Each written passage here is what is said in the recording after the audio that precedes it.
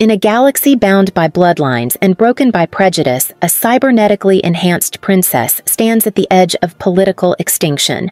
Only one warrior, a human outsider with nothing to lose, dares to fight, not just for her throne, but for a future where honor isn't inherited, it's earned. All refused to marry the disabled alien sovereign heir, except this human. The bioluminescent rain of Helion Crest pattered against the dingy window of Cade's rented room, casting eerie blue shadows across his scarred face.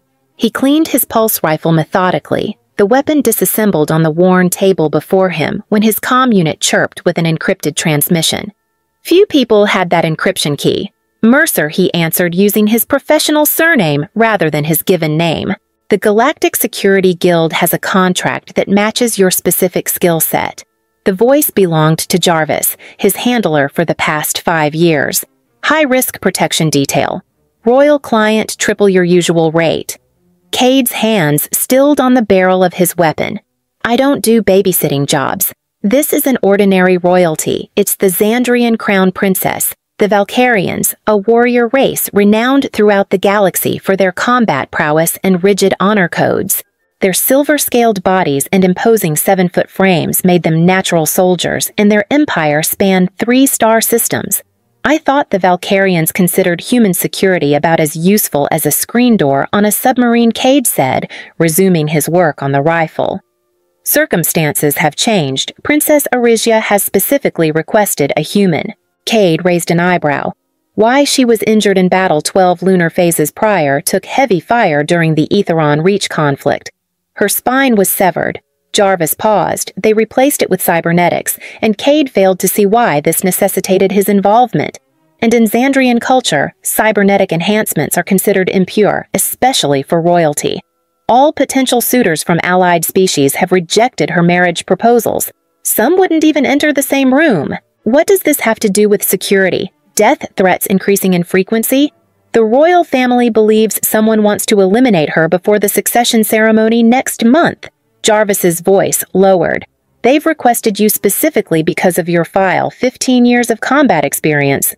7 as a mercenary, and the Deneb 4 incident. Cade's jaw tightened. Few knew about Deneb the 4, a hostage situation gone wrong that had ended with him carrying an ambassador's daughter through a war zone with 3 plasma rounds in his leg. The fact that the Valkyrians knew suggested they'd done extensive research. I'll transfer the details. Jarvis continued transport leaves in 6 hours. The connection cut before Cade could respond. Typical. He reassembled his rifle with practiced efficiency, mind already calculating what equipment he would need for a royal protection detail on Xandros. The royal palace of Xandros was carved from a single mountain. Its crystal in spires reaching toward twin crimson moons. Cade, dressed in his formal mercenary blacks, was escorted through corridors lined with battle trophies from 1,000 worlds. Guards in gleaming silver armor watched him with obvious disdain, their scaled faces impassive, but their posture communicating everything. A human protecting Xandrian royalty was practically sacrilege. The throne room doors, 20 feet of polished obsidian, swung open silently. Inside, a heated argument was already in progress. "Your Highness, this is beneath your station." A tall Xandrian male with elaborate rank markings on his armor was gesturing emphatically. "A human bodyguard. The court already whispers about your condition. My condition saved 12 of our warriors on Aetheron Reach, Regent Malrix." The voice was female resonant and clear, with an edge of steel beneath its melodic quality. "I will not apologize for surviving." Cade's gaze found the speaker, and despite his years of battlefield discipline, he nearly faltered in his stride. Princess Arisia stood beside a tactical display, one hand braced on the table's edge. She was shorter than the average Xandrian, perhaps 6.5 feet tall, with silver scales that caught the light like polished armor.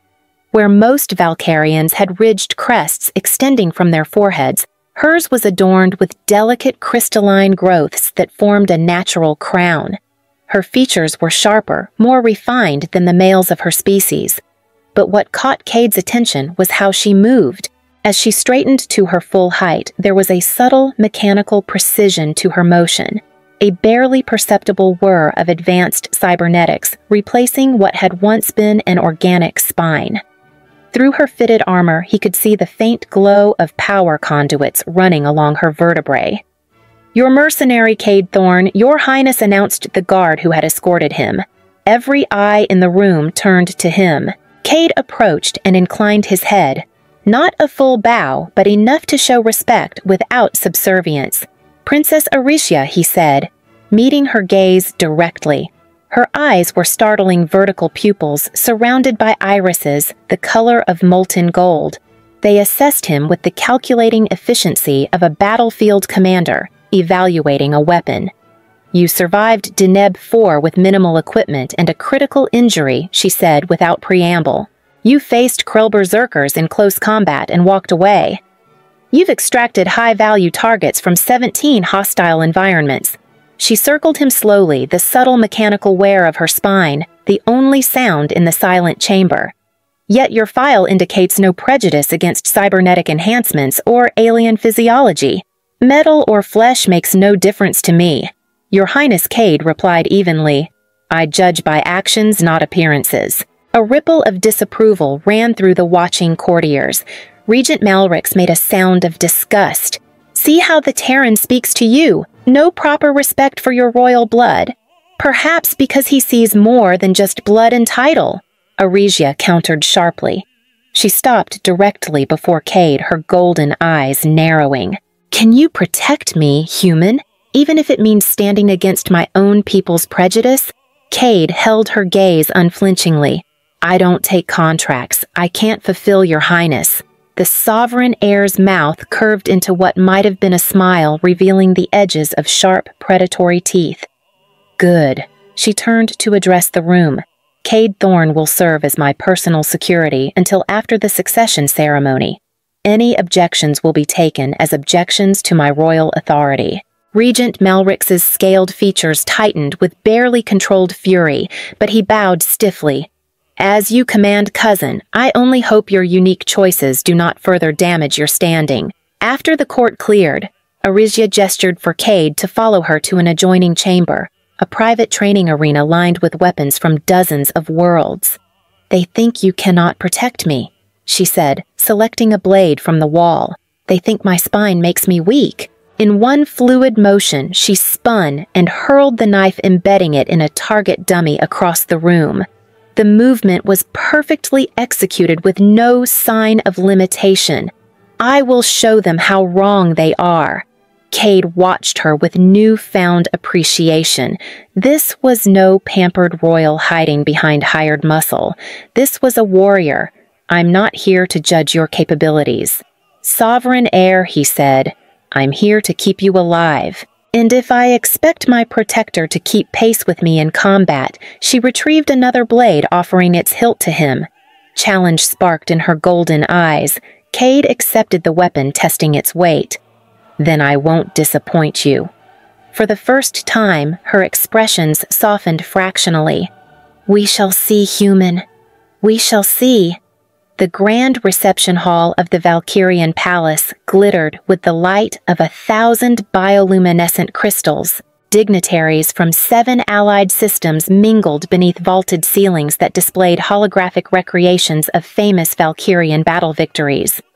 Cade stood 3 paces behind Princess Aricia, his posture relaxed, but his eyes constantly scanning the crowd. 3 days into his assignment, and he was already developing a profound distaste for royal functions. "The Saurian ambassador approaches from your right," he murmured into the sub-vocal comm unit. "He's brought his son." Aricia's posture stiffened almost imperceptibly. Ambassador Krell and his son Tarthax. She confirmed without turning 6th potential suitor this month. Cade watched as the reptilian ambassador glided forward, his scaled son following with the distinctive swagger of warrior aristocracy.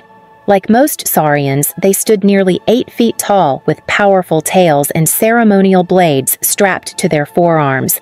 Princess Aricia, Ambassador Krell, performed an elaborate bow. "May I present my son Tarthax, decorated veteran of the Outer Rim campaigns, and heir to the Saurian Third House." Aricia inclined her head with perfect royal poise. "The Valkyrian crown welcomes you both." Tarthax stepped forward for the traditional greeting. As he did, the ambient light caught the subtle glow of Aricia's neural-forged spinal core through her formal armor. The saurian air froze his reptilian eyes widening. You truly are," he stammered, taking an involuntary step backward. "Enhanced," Aricia finished for him, her voice dangerously calm. "Yes." As the official reports stated, Ambassador Krell's tail lashed with agitation. "Your Highness, had we known the extent of your modifications, we would not have presumed to waste your valuable time." A deadly silence fell over the nearby guests. Cade saw Aricia's hand tighten almost imperceptibly around her ceremonial goblet, though her face remained impassive. "Is a neural-forged spinal core so different from your people's ceremonial battle scars, Ambassador?" she asked evenly. "Or does your son only value warriors who emerge from battle unscathed?" Tarthax's scales darkened with what Cade assumed was the saurian equivalent of an embarrassed flush. "The royal bloodlines must remain pure.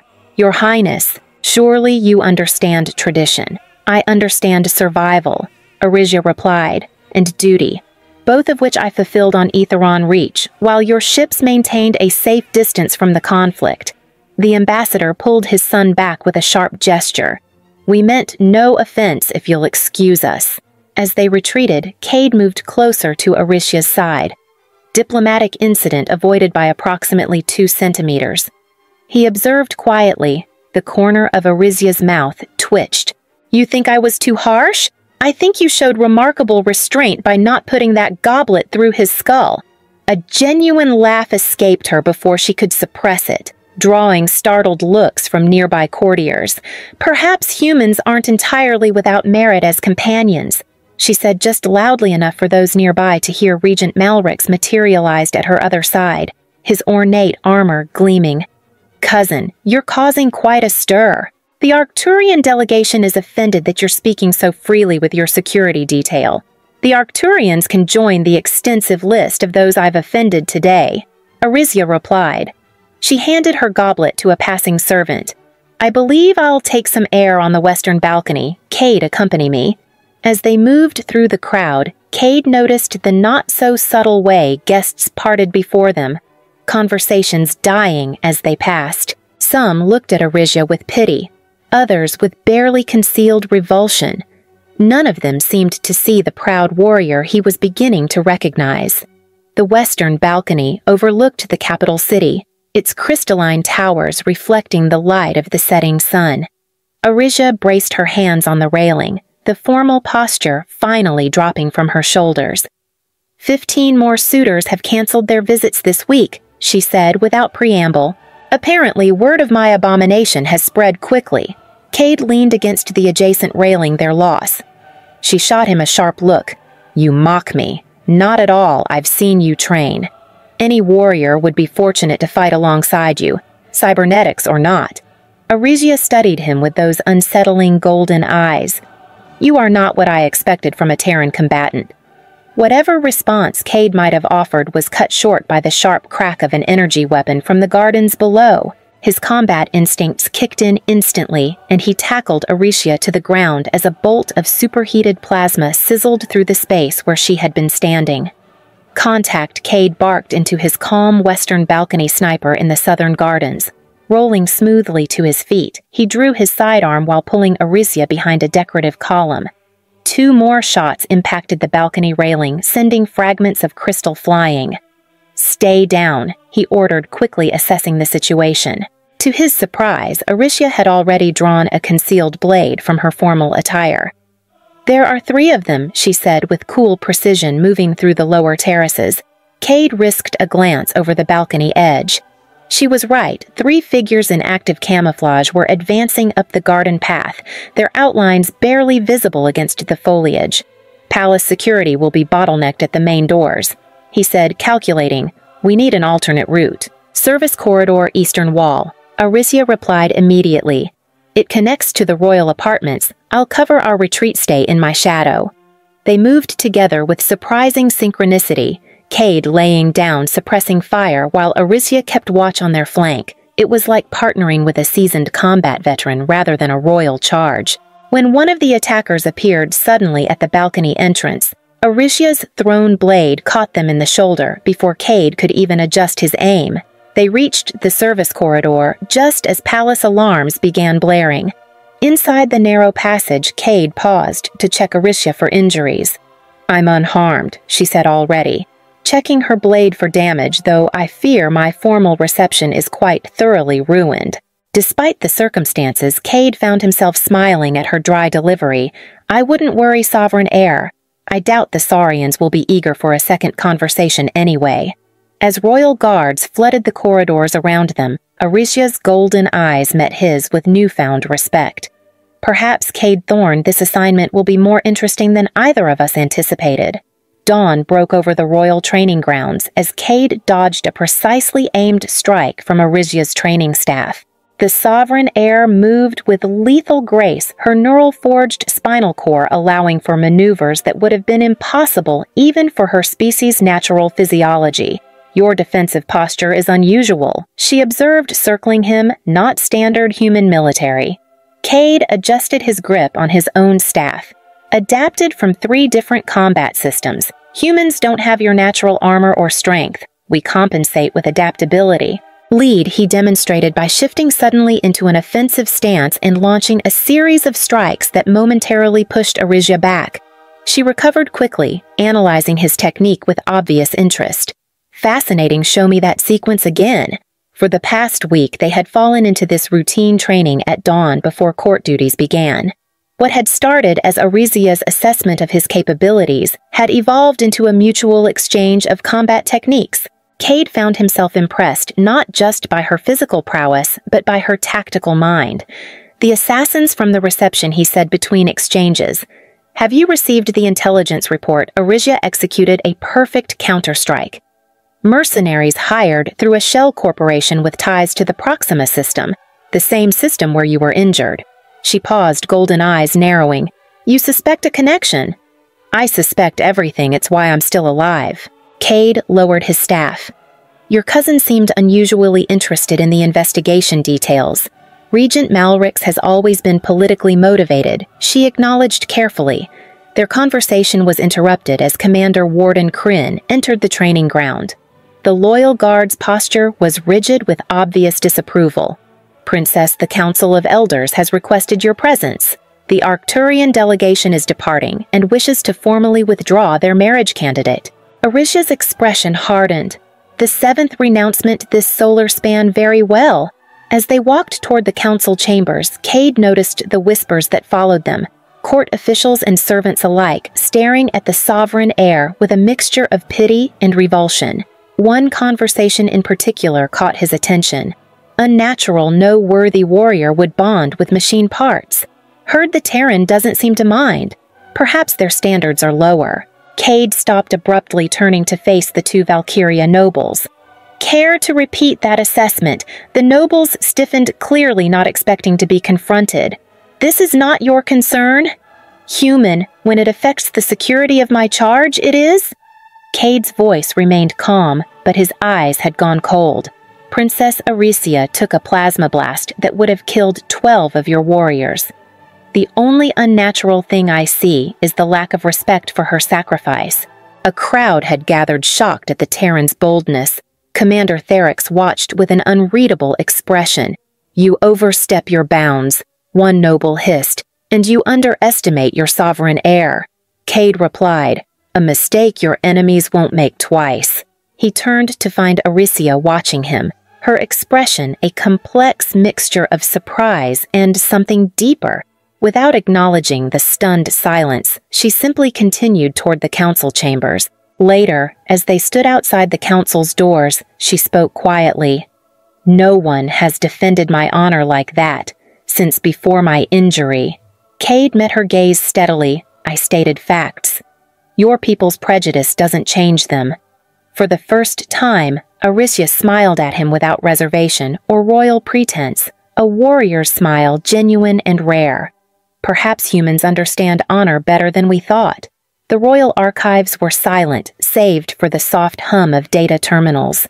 Cade reviewed security footage from the assassination attempt, searching for details palace security might have missed.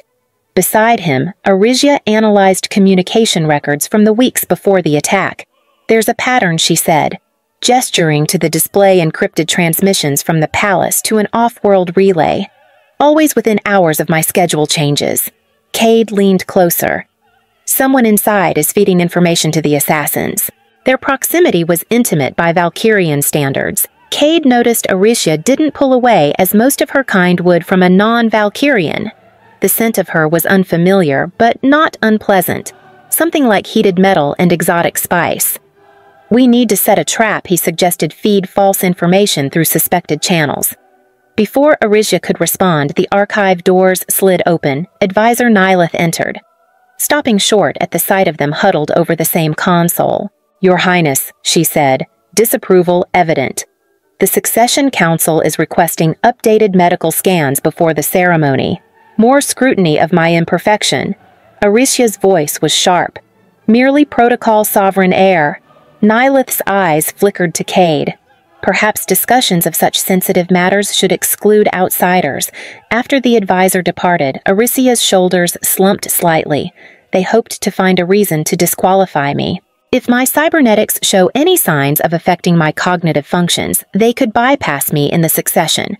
Is that what happened on Aetheron Reach? A cognitive lapse, Cade asked carefully. The sovereign heir went still. "You've been investigating my injury. It's my job to understand all threats. The official report has inconsistencies." The silence stretched between them, heavy with unspoken tension. Finally, Arisia activated a privacy shield around the terminal. "What I tell you cannot leave this room." Her golden eyes bore into his. The injury wasn't sustained in glorious battle as the official records state. Cade waited, sensing the magnitude of what she was about to reveal. It was an assassination attempt. "In my private quarters, someone I trusted got close enough." Her hand unconsciously touched her spine, where metal met scale. The royal family couldn't admit someone had breached inner security, so they created the Aetheron Reach cover story. The implications were immediate and severe. The same people could be behind the current attempts. Yes, and they know exactly where my cybernetics are vulnerable. Their conversation was interrupted by a violent explosion that shook the archive. Alarms blared as the lights flickered and died, replaced by emergency illumination. "Palace breach," Cade said. Drawing his weapon, "We need to move." They navigated darkened corridors where panicked staff fled in the opposite direction. A figure emerged from the smoke ahead, armed, armored, and moving with tactical precision. Cade shoved Arisia behind a column just as plasma fire scorched the wall beside them. 3 o'clock, she whispered, already drawing her own weapon. Working in tandem, they flanked and neutralized the attacker, but not before Cade took a grazing hit to his shoulder. As they secured themselves in a defensible storage room, Arisia examined his wound. "The shot penetrated your armor," she said, her fingers surprisingly gentle as they probed the damaged tissue. "I've had worse." Cade winced as she applied a sealing agent from her belt pouch. "Because of your protection, so have I." Her eyes met his, something unspoken passing between them. The proximity, the adrenaline, the shared danger pushed them towards something neither had acknowledged. For a heartbeat, they leaned toward each other, then both pulled back simultaneously. Years of their respective training, reasserting control. "We should keep moving," Cade said, voice rougher than before. Arisia nodded, but her eyes lingered on his face with new awareness. "Yes, and Cade. Now, you know why I requested a human protector. Your people don't have our prejudices about cybernetics, or our blind spots about internal threats." The secure royal medical facility hummed with technology as Sage Lorien examined the data from Arisia's neural-forged spinal core. Cade stood guard nearby his shoulder, still tender from the previous day's attack. The targeting was precise. Korath observed, enlarging a holographic section of Arisia's spine. Had the blast hit here, he indicated a particular junction. The entire system would have failed catastrophically. They knew exactly where to aim. Arisia concluded, just as they did during the first attempt. The elder's crest flattened in concern. "Princess, these attacks suggest intimate knowledge of your cybernetics. Very few have access to such information." "My cousin does," she said quietly as next in line after me. "Regent Malrix has full access to my medical files." Cade had suspected as much since reviewing the evidence. "We need proof before making accusations against a royal family member." After the elder departed, Aricia activated the room's privacy shields. "There's more. The succession ceremony requires me to secure a political match within the next one stellar arc, or my claim can be legitimately challenged. By Vexus," Cade stated. "Yes, he knows no suitable warrior will bond with someone they consider defective." Her voice remained steady, but Cade caught the momentary flash of pain in her eyes. They spent the next hours reviewing security footage, searching for connections between Vexus and the assassins. Their investigation took them to the lower levels of the palace where ancient data archives were stored. These records show unusual financial transfers from Vexus's accounts. Cade noted, displaying the evidence routed through 3 different systems, but ultimately ending at the same shell corporation that hired your attackers. Aricia's expression hardened. "He's always resented that I was chosen for succession, despite being female. My injury gave him the perfect opportunity. We still need definitive proof that will convince the council." As they worked, the space between them seemed to shrink. Each shared glance lasted slightly longer than necessary.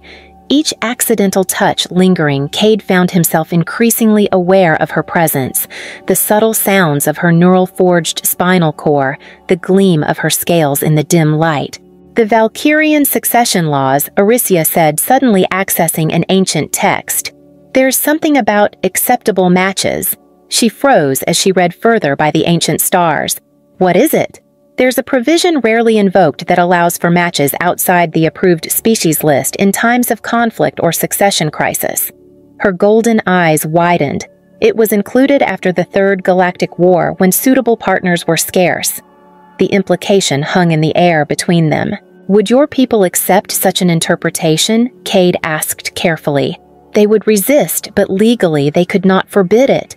She looked up at him, vulnerability showing beneath her warrior's composure.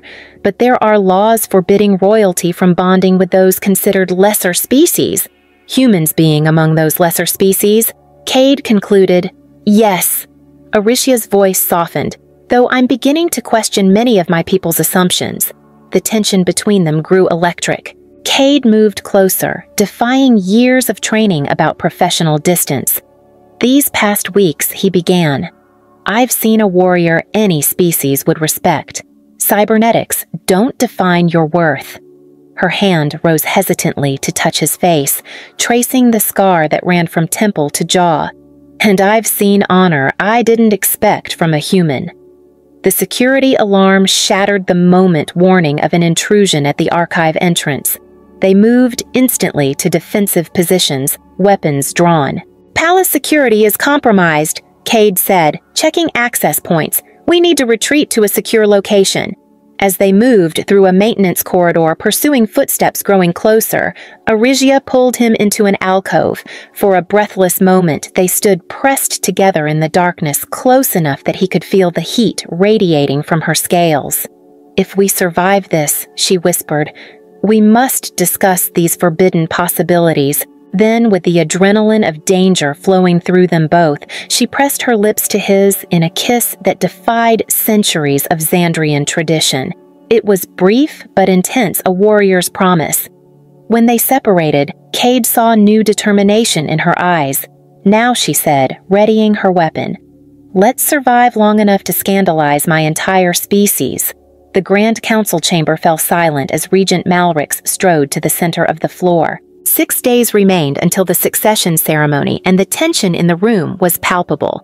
Royal advisors, elders, and representatives from allied systems watched from tiered seating as Vexus raised his ceremonial staff. "Honored Council," he began, his voice carrying effortlessly. "It is with regret that I must invoke the ancient right of succession challenge." Murmurs rippled through the assembly. Cade, standing at the chamber's perimeter, caught Aricia's eye across the room. She gave an almost imperceptible nod. They had anticipated this move. My cousin Princess Arisia approaches her succession without having secured a suitable match as required by our laws. Vexus continued. Furthermore, her modifications raised concerns about the purity of future royal bloodlines. Sage Lorien rose slowly from his seat. The sovereign heir's service to our empire is unquestioned. Her injuries were sustained in honorable combat. And yet Vexus countered smoothly. No warrior of standing has accepted her hand. Our laws are clear. A successor must demonstrate the ability to continue the royal lineage with a match of suitable status. Cade watched Arisia's face carefully. They had discussed this probability during the past days, analyzing potential countermoves. Now he waited for her signal, knowing their carefully constructed plan would shock the assembly. Instead, Vexus produced an unexpected gambit. I move that Princess Arisia be given one final opportunity to secure a match before the succession. His scaled lips curled into what might have been a smile. The ancient right of worthiness. Any who would stand as her bondmate must prove their value through combat and cunning. A calculated move, Vexus knew no suitable candidate would volunteer, leaving Arisia automatically disqualified. The sovereign heir rose her posture regal. Despite the obvious trap, I accept these terms. Then let any worthy suitor step forward, Vexus announced to the silent chamber. Though I suspect none will risk their bloodlines, for I will stand as candidate. Cade's voice cut through the chamber as he stepped forward. The assembly erupted. Nobles rose from their seats in outrage. Ambassador Wright, representing Terra's interests, looked horrified. Vexus's expression shifted from triumph to shock, then calculating rage. "This is sacrilege," someone shouted. "A human cannot stand as royal bondmate. Ancient law permits any warrior of proven valor to undertake the rites." Sage Lorien interjected, his voice steady as he consulted the sacred texts. "There is precedent, though not in 10 generations." Vexus's scales darkened with fury. "This human is a mercenary, a hired blade. He has no standing among our people." "I have standing with your sovereign heir," Cade replied evenly, "and I will undertake any right to prove my worth." The chamber descended into chaos. Arisia moved to the center of the floor. The subtle mechanical precision of her movement somehow more pronounced in her determination. When she raised her hand, the assembly gradually fell silent. "I accept Cade Thorne as my champion and potential bondmate," she declared. "Let the ancient rites commence." Later, in the relative privacy of a secure royal chamber, Arisia confronted Cade. "That was not our plan," she said, pacing with barely contained energy. "You were to present evidence of Vexus's treachery, not offer yourself as bondmate. The evidence isn't concrete enough yet," Cade replied. "He would have denied everything, and we'd have lost our advantage. This way, we keep you eligible for succession while we gather more proof." Arisia stopped before him, searching his face. "The rites are deadly, even for Valkyrians for a human." "I'm not just any human." His voice softened, and this isn't just about strategy anymore. The admission hung between them, neither willing to retreat from its implications. Tension crackled like electricity as Arisia stepped closer. "You risk everything," she whispered. "Your life, your standing with your own kind. Some things are worth the risk." Their argument dissolved as she pulled him toward her cybernetic strength meeting. Human determination in a kiss that defied every convention of both their species. Unlike their first brief contact, this was unleashed passion, frustration, and fear, transmuting into something elemental. When they finally separated, breathless, Arisia's golden eyes held both wonder and resolve. "Tomorrow the rites begin," she said, "and every Valkyrian warrior will be watching, hoping to see you fail." Cade met her gaze steadily. "Then we'll give them something worth watching." The training arena was abuzz with whispered anticipation as dawn broke over the crystalline spires. Cade stood at the center of the sand-swept Colosseum, his stance relaxed yet alert. A booming voice announced Right 1 combat in the gauntlet, as towering opponents, hulking-scarred Valkyrian warriors, stepped forward. Cade's eyes narrowed. Keep your eyes open and your tactics sharper than their brute force, he murmured to himself. Across the arena, Aricia's voice rang out from the royal stands. Cade, remember what we practiced. A massive warrior charged his silver-scaled arms, swinging a spiked mace. Cade dodged with a fluid pivot and countered with a series of quick strikes that left his foe reeling. You're fast for a human, the warrior grunted as he staggered backward. Cade grinned, replying, adaptability is our greatest weapon. Between rounds, Aricia met him near the arena's edge. I watched every move, she said, her tone a mix of admiration and challenge. Your human ingenuity is rewriting our expectations. He brushed a stray lock of hair from his eyes, and your precision. It's like watching art in motion together. We're unstoppable. The next rite escalated an obstacle course designed to test agility strategy and raw strength. Cade sprinted through a gauntlet of shifting barriers and energy fields.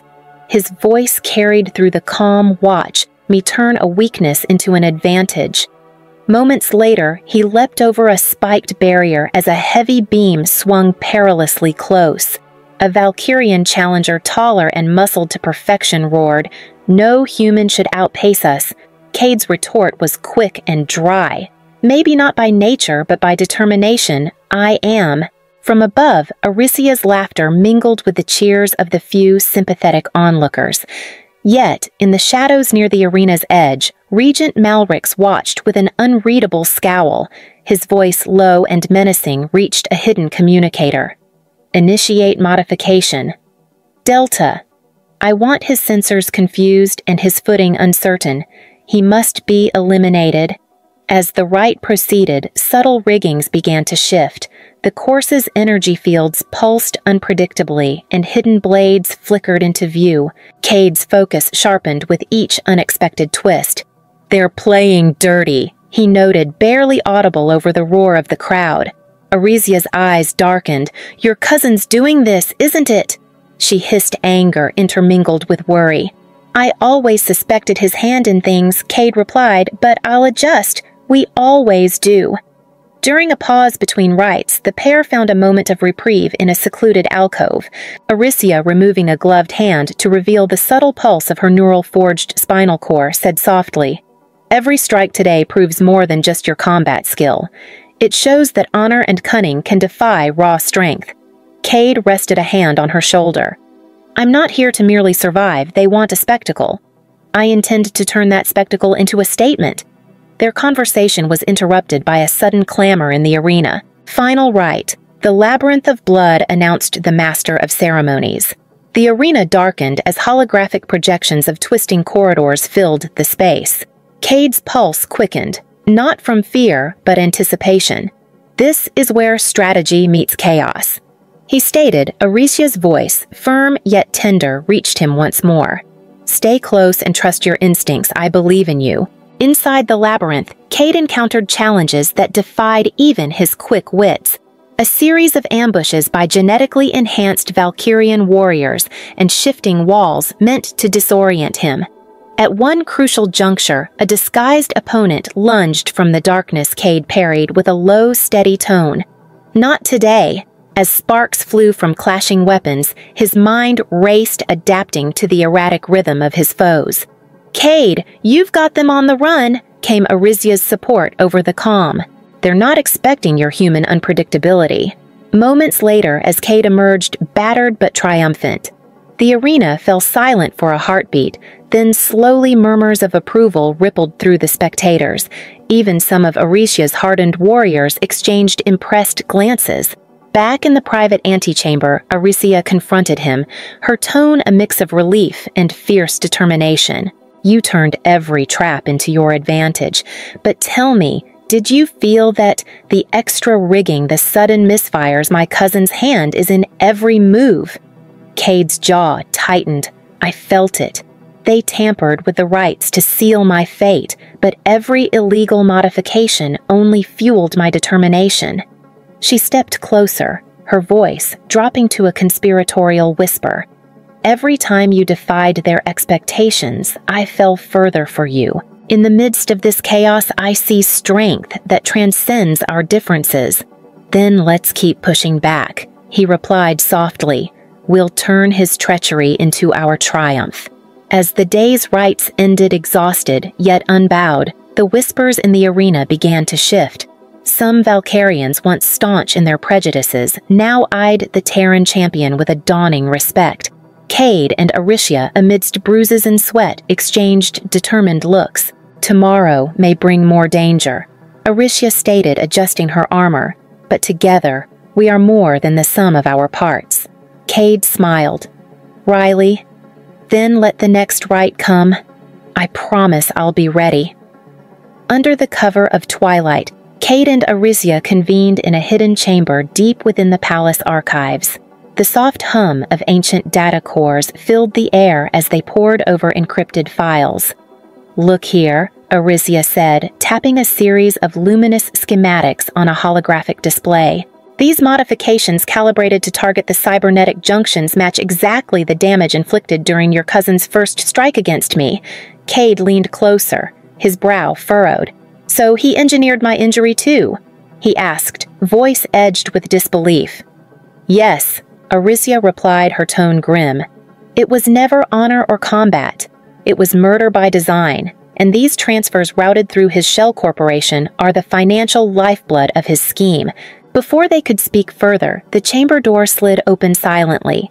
Chancellor Yves, whose gentle demeanor had once earned their trust, entered with a cordial smile.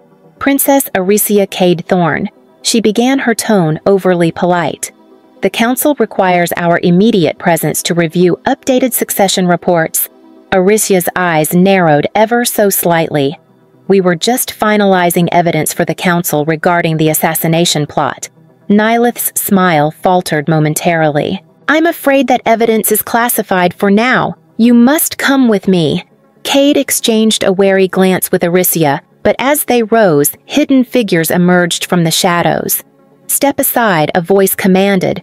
Before either could react, rough hands gripped them. "You've endangered the sanctity of our royal lineage," spat a stern-faced guard as Cade was roughly pulled away. Chancellor Yves Aricia demanded shock, turning to disbelief as the trusted advisor's expression hardened. "The Council has decided that you are unfit for your role," Nylith declared coldly. "Your association with this interloper, Cade Thorne, contaminates our bloodlines." Cade struggled, his voice rising in protest. "This is treachery. I am a warrior. My actions speak for themselves." But the guard's grip was unyielding. "Your words are of no consequence. You are to be detained until further notice." Separated by armed escorts, Aricia was dragged toward a containment cell, while Cade was confined in a high-security isolation chamber. In the dim, sterile room, Cade's thoughts churned with betrayal and bitter irony. "They accused me of polluting royal bloodlines," he muttered to himself. "I've risked my life defending this sovereign heir, and now they call me unworthy." Meanwhile, in her cell, Aricia's voice trembled as she spoke into a concealed calm. "Cade, if you can hear me, trust your instincts. We must find a way out and expose Vexus and Nylith for what they truly are." Her voice was resolute, even as cold metal bars separated her from the rest of the palace. In his cell, Cade recalled every moment of prejudice Aricia had faced, whispered insults, the stinging looks of disdain. Now he, too, felt the crushing weight of such rejection. "They underestimate human spirit," he vowed aloud, clenching his fists. "I will not let their ignorance win." Hours passed with only the sound of his measured breathing and the hum of the security systems. Then, unexpectedly, a guard approached, his tone low and urgent. "Mercer, follow me if you value your life." Cade's heart pounded. "Who are you?" he demanded, wary. "I'm not like the others," the guard whispered. "There are those within the palace who believe in truth. Follow me." As he was led through a labyrinth of corridors, the guard explained quietly, "The betrayal runs deep. The evidence you and Princess Aricia uncovered has unsettled many, and not everyone wishes to see change.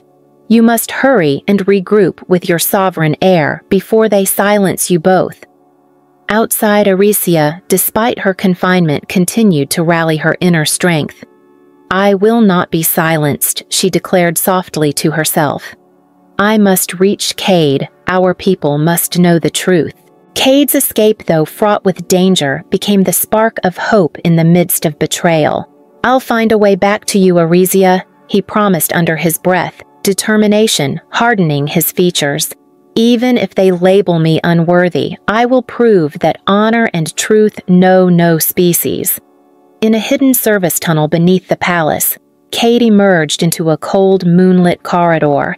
"Time to show them what a human is capable of," he murmured, recalling every lesson in unconventional warfare. Using scavenged tools and his mercenary ingenuity, he disabled security locks with swift, precise movements.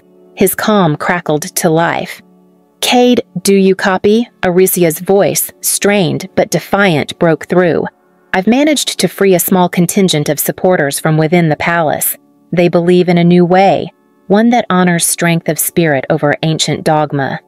"Good," he replied quietly. "I'm making my way to your cell. Hold on." Cade's escape was a blur of silent corridors and unexpected skirmishes. At one point, a guard intercepted him, but with a swift feint and a well-placed strike, Cade incapacitated him. "It's not brute force, it's strategy," he remarked wryly as he moved deeper into the labyrinth of palace back passages. Meanwhile, within her cell, Arisia's rally had begun, fellow warriors. She addressed a small band of disillusioned palace guards gathered discreetly near a service hatch. "Our traditions no longer serve us. I ask you join me in challenging the old ways." A gruff guard responded, "We've seen the corruption, we're with you, sovereign heir." Another added, "Your courage is our hope." With their help, Arisia managed to override her cell locks, her voice ringing clear in the echoing halls. "Find Cade. He's our key to exposing the treachery that runs this palace." Back in the tunnels, Cade finally reached a maintenance shaft leading directly to the central control room. There, he paused as he intercepted encrypted messages detailing Regent Malrix's orchestration of the assassination plots and the illegal tampering with the rites. "This is it," he whispered, proof that ties him to every move. Just then, an alarm blared, summoning the cousin's elite guard. "Cade, you're cornered," snarled a voice over the intercom, but Cade's mind was already racing. "I'll give them a fight they'll never forget." Rejoining Arisia in a long, echoing corridor, the two warriors exchanged a fierce nod. "We stand together," Arisia declared. "Let them come." Their voices merged as they faced the approaching guards. "For honor," Cade shouted, his weapon raised. "For truth," Arisia countered, her blade gleaming with deadly intent. In the ensuing chaos, their fighting styles complemented each other seamlessly. Cade's unorthodox agile strikes danced with Arisia's disciplined, precise counters. "Your techniques are unpredictable, human," Arisia remarked between clashes. Cade grinned, "And your cybernetic prowess leaves little room for error." Sovereign heir. Their combined assault forced the guards to yield ground as the corridor erupted in a maelstrom of clashing metal and shouted commands.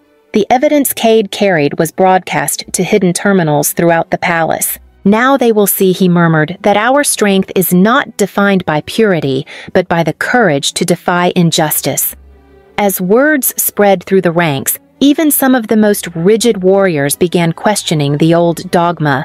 "If imperfection breeds resilience," one guard said, lowering his weapon, "then maybe we have been wrong all along." In the heart of the turmoil, Arisia and Cade advanced toward the central throne room, the arena of final judgment. "It's time for a reckoning," Arisia stated, her voice resolute, "and a revolution of perception." Cade added, his tone unwavering, as they prepared to confront Regent Malrix himself. The royal council chamber was filled to the brim as ancient traditions clashed with a new wave of dissent. At the head of the room, Regent Malrix stood, his imposing figure marred by the revelations now openly displayed on every hollow screen. "You dare challenge centuries of law!" he thundered, his voice echoing off the vaulted ceilings. Cade stepped forward, his tone calm but resolute. "I dare because honor isn't measured by blood purity or unblemished tradition. It's proven in the crucible of battle, and the strength of one's character Aricia's voice rang out clear and unyielding. "The evidence is irrefutable. My injury was not a mark of cowardice, but a targeted attempt on my life engineered by my own cousin to eliminate me from succession." Murmurs swept the chamber. A council elder interjected. "These are grave accusations. Where is the proof?" Cade held up the encrypted files now illuminated before them. "Here lies the chain of transactions and the schematics of the tampered rights.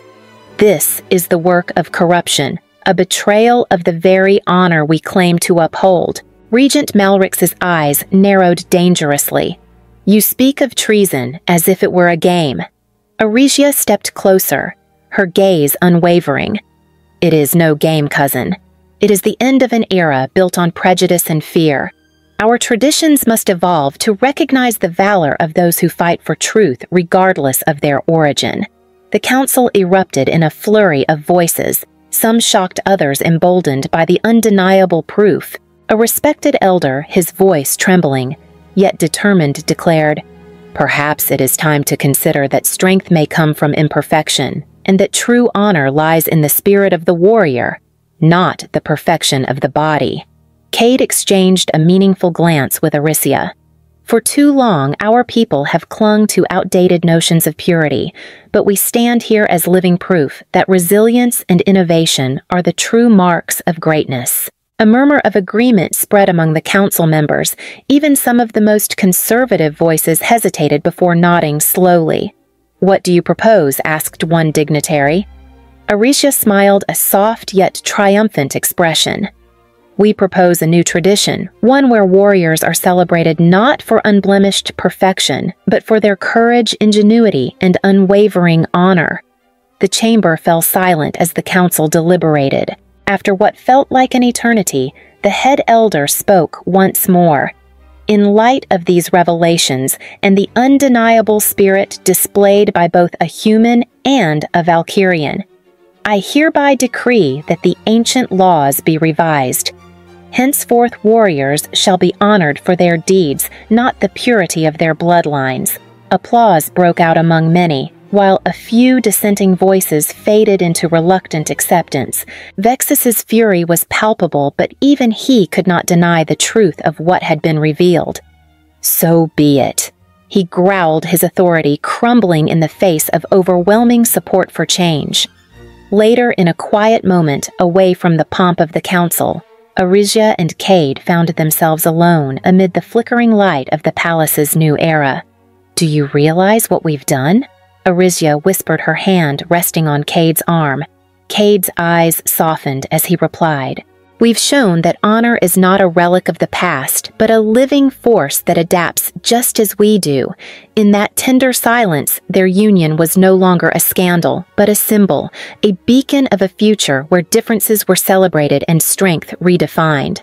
"Together," Aricia said softly, "we have forged a new tradition." Cade smiled, leaning in closer, "And together we will defend it with every breath."